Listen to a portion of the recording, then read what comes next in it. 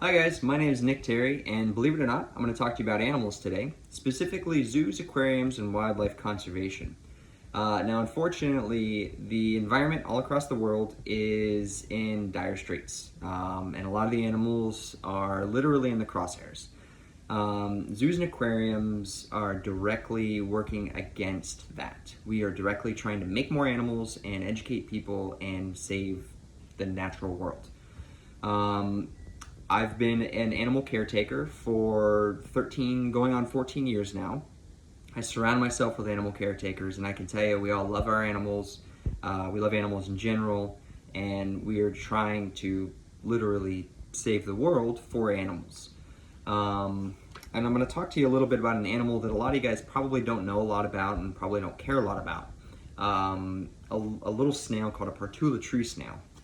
Now, they're from the French Polynesian Islands, and unfortunately, most of them are extinct. When the French colonized the islands, they brought in a non-native snail from Africa for escargot. Those snails got loose and destroyed a lot of the natural plants.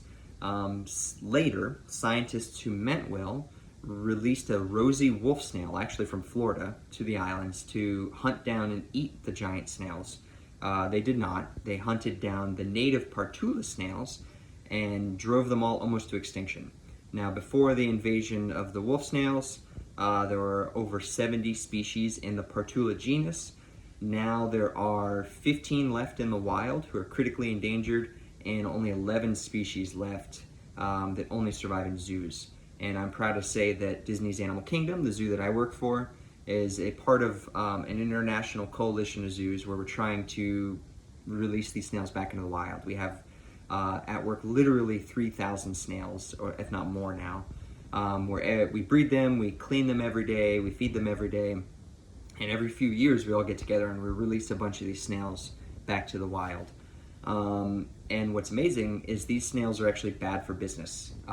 They cost the company money. They have a very specialized diet. They take very specialized care, and nobody comes to see them. Nobody comes to see the snails. In fact, they're so specialized that we don't put them out on display. And so we rely on animals like that we call charismatic megafauna, like gorillas and elephants and tigers, to help bring you guys in to earn money, to use that money then for conservation of all the animals in our care. Now, a program like the snails that I'm talking about, that's called an SSP. It's a species survival program. And I'm using the term charismatic megafauna. That charismatic means an animal, or charismatic just means captivating or charming. Mega means large, fauna means animal, so a large captivating animal like an elephant. Those are the animals that people go to zoos to see. And we use the money that you guys spend at the zoo and going to the zoo to save animals like elephants and gorillas, but also like snails and toads.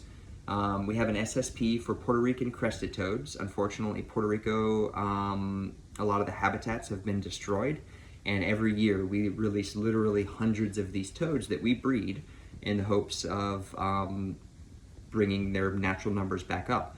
But we also build facilities in the Congo in Africa where we try to rehabilitate gorillas whose parents were unfortunately poached or killed, and try to rewild them and get them back out into the rainforest.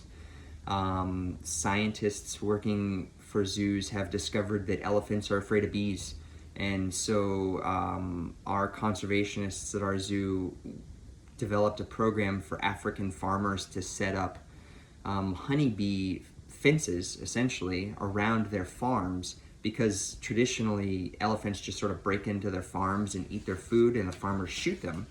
It's really bad for conservation. It's really bad for the animals. But now the elephants are afraid of the bees, and so they don't break into the farms, and the farmers don't have any conflict with the elephants, and they even get honey out of it, so they make more money off of it. And so that program came directly from a zoo. Now, a lot of the zoos and aquariums that I'm talking about are AZA zoos and aquariums. That in America, that's the Association of Zoos and Aquariums. There are similar associations throughout the world, like the EAZA is in Europe and so on. when you guys do visit zoos and aquariums, I urge you to please visit an AZA institution.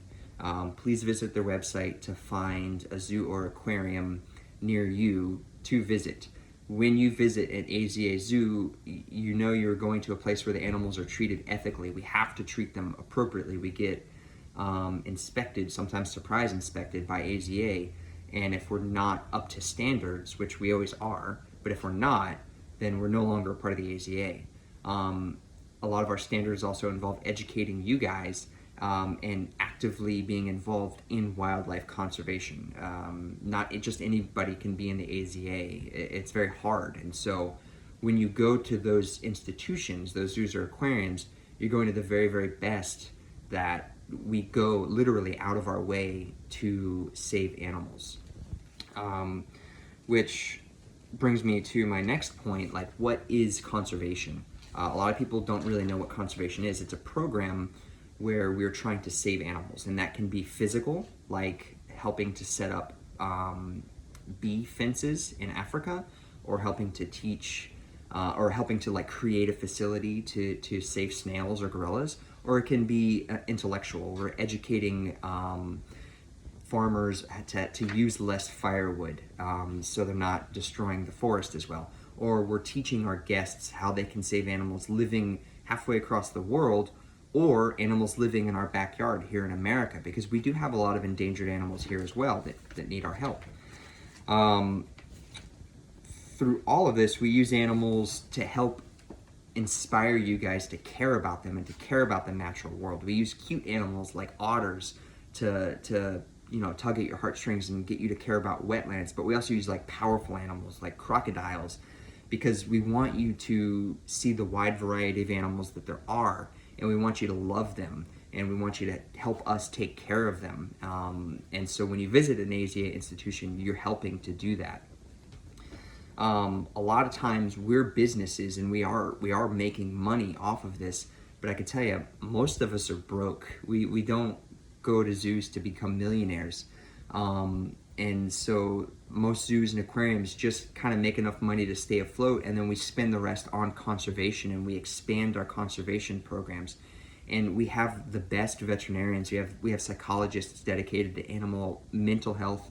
We have nutritionists dedicated to animal nutrition. We have a lot of people who dedicate our lives to making these animals' lives better and saving animals across the world. So in summary, when you guys go to an AZA institution, you're helping to save the natural world. And hopefully I've convinced you to at least visit one or two. And again, check out AZA.com. That's where I got a lot of information from. It's where you guys can get a lot of information from, especially about zoos near you. A good book to read is Wild Mammals in Captivity, Principles and Techniques, specifically about the ethics of keeping animals. The Ark and Beyond, Evolution of Zoo Aquarium Conservation is also a really good book about ethics of wildlife conservation.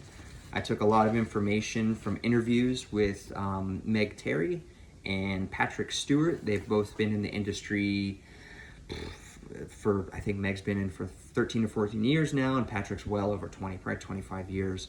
And thank you very much. Have a good day.